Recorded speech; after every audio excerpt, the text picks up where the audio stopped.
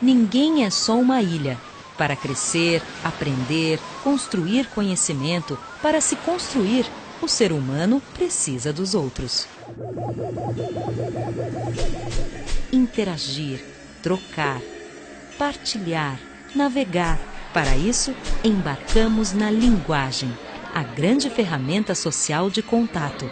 E é ela que, possibilitando a troca com o outro, permite a cada indivíduo, constituído dessa interação com o outro, completar-se para conquistar o seu potencial. Esse é o pensamento de Lev Vygotsky, o psicólogo e professor judeu-russo que fundou a chamada psicologia histórico-cultural, também conhecida como psicologia interativista sociocultural, ou psicologia socio-interacionista, ou ainda teoria histórico-social. Ele foi o primeiro psicólogo moderno a enfatizar que a cultura se integra ao homem pela atividade cerebral, estimulada pela interação entre parceiros sociais, mediada pela linguagem. A linguagem, a ferramenta que torna o animal homem, verdadeiramente humano. Contemporâneo do psicanalista e professor suíço Jean Piaget, Lev Vygotsky nasceu na cidadezinha de Orsha, em pleno Império Russo, na região da Bielorrússia, no final do século XIX. E morreu jovem, de tuberculose, aos 37 anos, porém com uma importante obra de mais de 200 de trabalhos científicos. Os mais conhecidos no livro Pensamento e Linguagem. Vygotsky recebeu a sua formação inicial diretamente de tutores na residência da sua infância, conforme a tradição das famílias abastadas, e mais tarde foi estudar na Universidade de Moscou, onde integrou um grupo de jovens intelectuais que buscavam um elo entre socialismo e uma nova psicologia integradora de corpo e mente.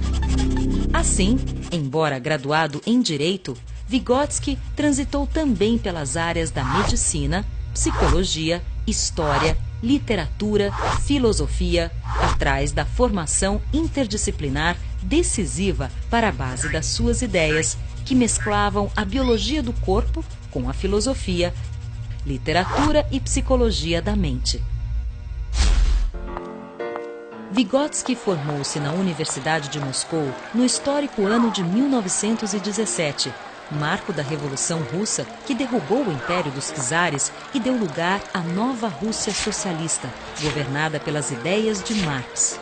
O discurso marxista postulava que tudo é histórico, fruto de um processo, e que são as mudanças históricas na sociedade e na vida material que modificam a natureza humana, em sua consciência e comportamento. Influenciado por essas ideias, Vygotsky construiu a sua teoria sobre as funções psicológicas superiores e como a linguagem e o pensamento estão fortemente conectados. Para Vygotsky, é importante avaliar a criança pelo que ela está aprendendo e não pelo que já aprendeu. Sua teoria procura avaliar os processos mentais envolvidos na compreensão do mundo. E o modelo de aprendizado descrito por suas ideias representou um grande salto para a pedagogia, especialmente quando descreve a zona de desenvolvimento proximal. Para ele, uma das etapas de aprendizagem mais importantes. Para entender as ideias de Vygotsky, é fundamental inteirar-se de 4 pensamentos chaves vygotskianos: interação, mediação, internalização e ZDP, Zona de Desenvolvimento Proximal. Vygotsky descobriu que para melhorar o nível da aprendizagem, mais do que o indivíduo agir sobre o meio, precisava interagir. Para ele, todo sujeito adquire seus conhecimentos a partir de relações interpessoais, de troca com o meio. Por isso, é chamado de interativo.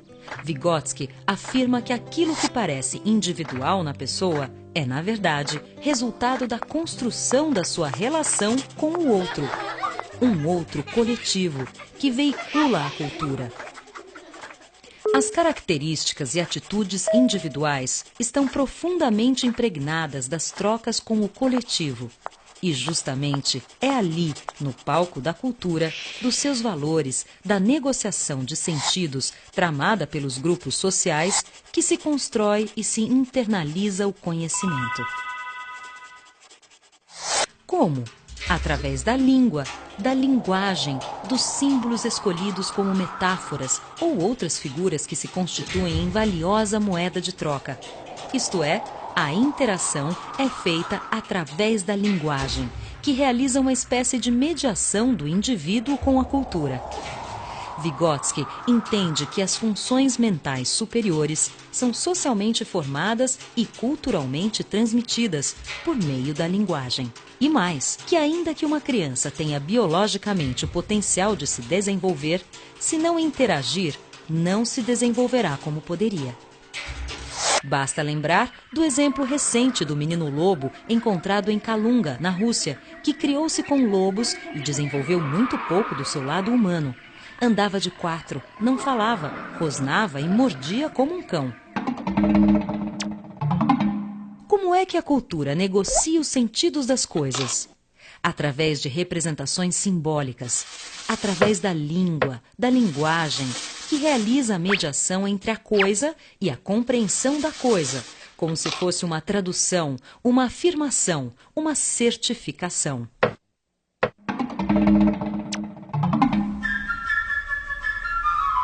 Se pegarmos, por exemplo, uma cadeira, e há um consenso entre nós de que vamos chamá-la de cadeira, e que se diz cadeira, e que serve para sentar, a criança entende.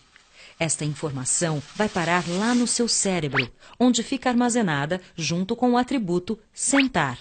Passamos assim para a terceira ideia-chave de Vygotsky, a internalização, que é o momento em que o aprendizado se completa, quando a criança, ao refletir sobre o nome e o significado de cadeira, ao internalizá-los, consegue abstrair o conceito de cadeira e torná-lo universal.